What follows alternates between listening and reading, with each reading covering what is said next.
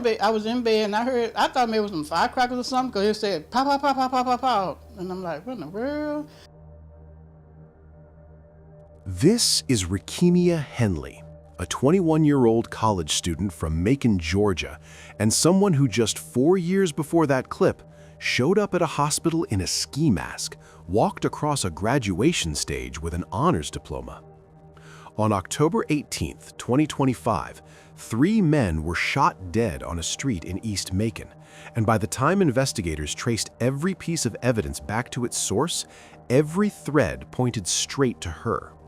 But to understand how that happened, we need to go all the way back to the beginning, because the road that brought Rakeia to that hospital started a long time before that night.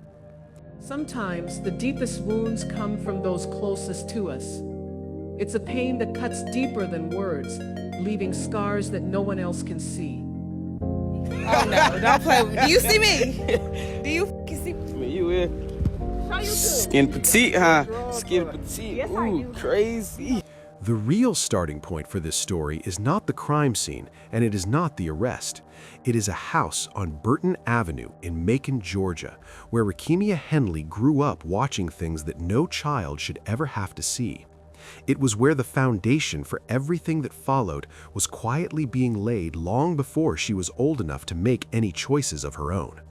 Her father, Jesse Gerard Henley, had been arrested 8 times between 2006 and 2009 for physically attacking her mother, Corinthia, and not one of those arrests ever led to a conviction because witnesses kept vanishing before any case could go to trial. The violence kept happening, and the legal system kept failing to stop it. This meant that for years, Rakeia and her 4 siblings were living inside a home where their father could hurt their mother and walk away from it with no consequences every single time. Then, in March of 2009, when Rakeia was around 5 years old, it all came to a head. According to the police report, Jesse attacked Corinthia that morning, forced her into the kitchen, and pushed her face into a hot pan of grease on the stove. Corinthia grabbed a kitchen knife and stabbed him in response, killing him. The district attorney reviewed everything and ruled it justifiable homicide, meaning Corinthia was never charged. But what that ruling did not change was the fact that all 5 children, including 5-year-old Rakeia, were inside that house while it happened. What makes this background even more complicated is that Corinthia herself had a violent history that predated her relationship with Jesse entirely. Back in 1999, she had stabbed another man, pleaded guilty, and served 3 years in prison before being released on probation. Rakeia was not just being raised in a home shaped by one parent's violence, but in an environment where that pattern existed on both sides and had existed for years before she was even born. And as recently as March 2025, just months before the shooting that would put her name in the news, Corinthia was arrested again, this time for disorderly conduct and obstruction of law enforcement. So the picture of Rakeia's childhood is one where instability was not an occasional thing, but a constant backdrop. And for a while, Rakeia was clearly choosing to fight. She started high school at Westside High School in Macon, and things seemed to be going okay until something happened there that her mother later described only as a mishap that nearly ended her academic future before it had really started. Whatever it was serious enough that the decision was made to transfer her to Northeast High School, which ran a much tighter ship with stricter dress codes, restricted phone access, and fewer distractions built into the environment. And the structure clearly made a difference because Corinthia shared on social media in April of 2020 how Rakeia would stay at school from 7 in the morning until 7 in the evening. She would come home, go straight to her tutoring sessions, and then sit at her laptop studying late into the night, barely stopping to eat or rest.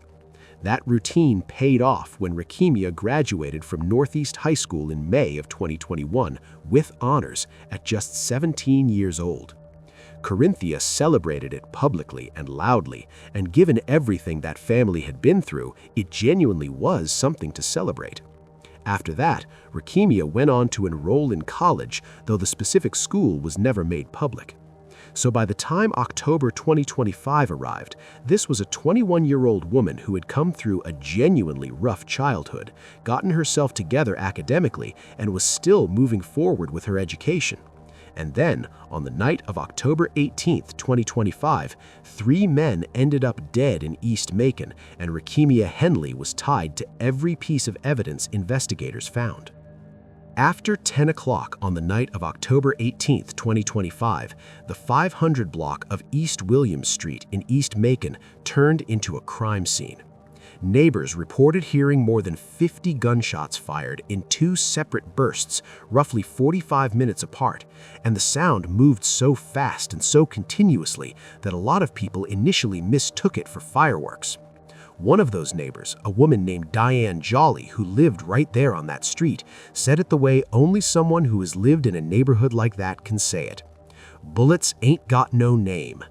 New tonight, neighbors in East Macon described the moment they heard dozens of gunshots ring out Saturday night. Witnesses tell us the gunfire sounded like an automatic weapon. Some say they heard 2 separate rounds of shots about an hour apart. Hunter King shares more after speaking with people who live nearby. Neighbors here in East Macon off of William Street tell me that they are shocked, not by the shooting itself, but just the severity of it all. Investigators say dozens of shots rang out on Saturday night shooting that claimed the lives of 3 men. And here on Sunday afternoon, those same investigators are trying to figure out what led up to the shooting. The Bibb County Sheriff's Office identifies the victims as 27-year-old Quantarius Townsend, 21-year-old Brandon Thomas, and 16-year-old Markel Bonner Jr. Deputies responded to the 500 block of William Street just before 11 p.m. on Saturday night. Diane Jolly lives down the road, and she heard the gunfire. I was in bed, and I thought maybe it was some firecrackers or something, because it said pow, pow, pow, pow, pow, pow, pow. And I'm like, what in the world? And about an hour or so later, he did the same thing. Pow, pow, pow, pow, pow, pow, pow. Jolly says the neighborhood was quiet when she moved here nearly 4 years ago. She described a different scene now. It really is scary for me to be an older person, and it's like he kind of scary because them bullets ain't got no name, or they can come to anybody's apartment or anyone and shoot, hurt them. You know, it's sad. Our crews first on the scene Saturday night counted at least 50 shell casings at the scene. Witnesses who spoke to us off camera say gang activity is frequent in the neighborhood. One witness tells us this shooting may be connected to a previous incident, but the sheriff's office has not confirmed that link. Deputies found 2 victims dead at the scene. Townsend died at the hospital. We reached out to the sheriff's office for an interview, but they declined. That says everything about what it means to live somewhere where you recognize that sound instantly, and you also understand without anyone having to tell you that whoever those bullets found probably was not the only person in the equation. What made this particular night stand out to investigators right away was that the first 911 call did not come from the street at all, but from Piedmont Macon Medical Center, because a silver sedan had pulled up to the emergency room carrying a man who had been shot multiple times. That man was 27-year-old Quantarius DeMonte Townsend, and both he and the woman driving the car arrived wearing black ski masks. The woman behind the wheel pulled her mask up just enough for hospital staff to see her face near the entrance, told them she needed to go find his mother, and drove off before anyone could stop her. Hospital security seized 2 assault rifles that were sitting directly on Townsend's lap, and despite everything medical staff tried, Townsend was pronounced dead before 11 o'clock that same night. Meanwhile, back on East William Street, the deputies who responded to the gunfire reports found that the situation was even worse than the hospital call had let on. 21-year-old Brandon Devonta Thomas and 16-year-old Markel Kewan Bonner Jr. were both found at the scene, shot dead. Quantarius and Brandon were brothers, meaning their mother buried 2 sons in the same week, and Markel was a 16-year-old who left behind a daughter named Avery Sinclair, 7 siblings, and a family that held his celebration of life just 1 week after he was killed. Investigators now had a triple homicide and a crime scene that stretched across 2 locations, which told them from the beginning that this was not a simple situation. At the scene on William Street, they recovered between 50 and 60 shell casings, a handgun, and an AK-47 style rifle. Are dead after a late night shooting in East Macon. The Bibb County Sheriff's Office says they received 2 separate calls reporting individuals had been shot. Officials say that first call came in just before 10:30 Saturday night, reporting a 27-year-old man had been shot on East William Street and was taken to the hospital in a personal vehicle where he later died from his injuries. Now, the Sheriff's Office says a second call came in just before 11 about 2 men who had also been shot. Bibb County Chief Deputy Coroner Lonnie Miley pronounced both men dead at the scene. There were multiple gunshots that were shot, so it was more than likely shot multiple times. It's something that continues to happen, but it's just very unfortunate that parents have lost 3 young people. Our crew at the scene noted more than 50 shell casings marked in the street as investigators process the scene. The Sheriff's Office says this case is still under investigation and has not yet identified the victims or revealed any suspects in the case. Anyone with information is asked to contact the Macon Regional Crime Stoppers. That number on your screen there, 1-877-68-CRIME. The silver sedan from the hospital was later found abandoned at a gas station on the 1800 block of Pio Nono Avenue, where forensic teams processed it thoroughly. That car ended up being the thing that cracked the whole case open. Inside the vehicle, investigators found Rakeimia's wallet and her driver's license, along with a live round under the driver's seat and a bullet that had misfired in the driver's side door. When they ran the ballistics on the shell casings from William Street, more than half of them came back matching the type of ammunition found in that same car. The ATF, which is the federal agency that handles firearms investigations, also got involved and concluded with high confidence that at least one of the guns recovered was already connected to cases they had been tracking before that night, meaning these weapons had a history. It's very unfortunate that parents have lost 3 young people. It just seems like it's something that continues to happen. A deadly scene in this East Macon neighborhood turned into a weeks-long investigation. And now, one suspect is in custody. 21-year-old Rakeia Henley appeared before Magistrate Judge Jerome Sinclair after turning herself in to the Bibb Law Enforcement Center Monday night. She didn't say much during Tuesday's hearing, but she did say she is a college student. Henley now faces 3 counts of felony murder charges for the deaths of 16-year-old Markel Bonner Jr., 21-year-old Brandon Thomas, and his brother, 27-year-old Quantarius Townsend. She also faces 1 count of aggravated assault and a count of tampering with evidence. A very unfortunate incident that we have 3 young men that are dead from gunshot. While the Sheriff's Office has not yet disclosed how she's involved in the case, we do know that investigators seized AK-style rifles and handguns connected to the case, seen here on the scene and outside a nearby hospital. They also found weapons in the car that took Townsend to the Piedmont-Macon emergency room on the 18th. An incident report says a woman drove Townsend to the hospital that night in a personal car. The deputy who responded said they were both wearing black ski masks. The report says officers found 2 rifles in the car before Townsend died. A critical moment in the investigation happened here at Piedmont Hospital the night of October 18th, where a man and a woman arrived here to the emergency room in a silver sedan, both wearing black ski masks. The man was later identified as 27-year-old victim Quantarius Townsend, and the woman, now confirmed to be the 21-year-old suspect behind bars. The sounds of a double funeral procession passing through Macon Friday, as families and friends of Quantarius Townsend and his brother, Brandon Thomas, laid their loved ones to rest. The brothers and 16-year-old Markel Bonner Jr. died in a shootout nearly 2 weeks ago on East William Street. But the first 911 call that night came from Piedmont-Macon Hospital, not from the crime scene. A silver sedan showed up at the hospital.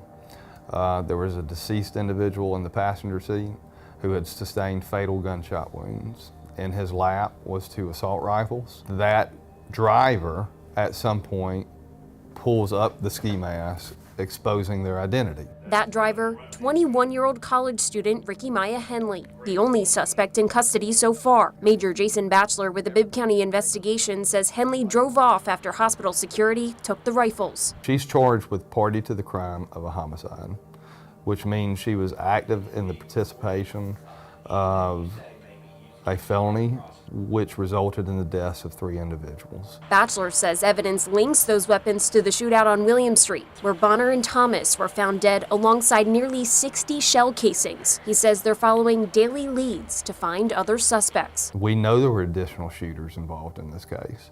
We're not going to stop looking. We're going to search relentlessly and aggressively until all parties involved in this investigation are held accountable. In Macon, Maggie Fitzgerald, 13, WMEZ News.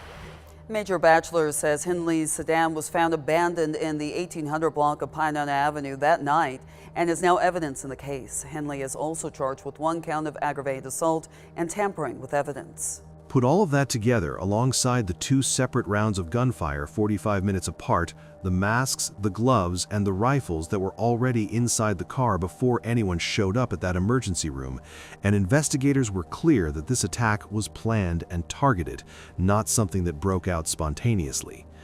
5 days after the shooting, on October 23rd, warrants went out for Rakeia Henley. Her name and her face went public, and the sheriff's office made it clear they were nowhere near finished. 21-year-old Macon woman is wanted for shooting and killing 3 people last week. Take a look at your screen. The Bibb County Sheriff's Office is looking for Rakeia Henley. She's facing 3 felony murder charges and a destruction of evidence charge for the murder of 2 brothers, Brandon Thomas and Quintarius Townsend, as well as 16-year-old Markel Bonner Jr. They were killed on Saturday. If you think you've seen her or you know where she is, you're asked to call the Bibb County Sheriff's Office or Macon Regional Crime Stoppers. For 4 days after those warrants were issued, Rakeia Henley was not in custody while the investigation continued and the community sat with the weight of 3 funerals. Then, on the night of October 27, 2025, she walked into the Bibb County Law Enforcement Center just before 9 o'clock and turned herself in. The woman wanted in connection to a triple homicide is now in custody. According to the Bibb County Sheriff's Office, 21-year-old Rakeia Henley turned herself into deputies just before 9 tonight. Henley is accused of shooting and killing 3 men on William Street on October 18th. This is video from that shooting. Henley is charged with 3 counts of murder, along with other charges. She's being held without bond at the Bibb County Jail. The following afternoon, she appeared before Magistrate Judge Jerome Sinclair for her first hearing. Throughout the entire proceeding, she said very little beyond confirming that she was a college student and requesting a commitment hearing, which is a proceeding in Georgia where investigators present their evidence and a judge decides whether there is enough to send the case to a grand jury. Judge Sinclair denied her bond and sent her to Bibb County Jail, where she was kept separate from the general population. Now, the question that a lot of people have asked about this case is a fair one. If she did not pull the trigger on any of those 3 men, how is she facing murder charges? And the answer to that comes down to a specific law in Georgia called the felony murder rule. Under Georgia law, if someone dies during the course of a group committing a serious crime, every person who was part of that crime can be charged with murder, regardless of who actually fired the weapon. Driving the car, providing transportation, helping someone get away or dispose of evidence afterward, all of it qualifies as participation, and participation is all the law requires. In Georgia, a felony murder conviction carries either life in prison or life with no possibility of parole, so the stakes here are as high as they get. And Georgia has already shown very recently that they are willing to apply this law to young women in exactly the kind of situation Rakeia is in. In January of 2025, just 9 months before this case, a 16-year-old from Fulton County named Unique Jones was charged with murder after a 29-year-old man named Alexander Smart was shot and killed following what prosecutors described as a robbery setup. Unique was described by her own attorney as a former honor student with no prior criminal record, and the argument her defense made at her bond hearing leaned heavily on her clean background and family support. She was held without bond just like Rakeia, charged under the same felony murder framework, even though she was not the one who pulled the trigger.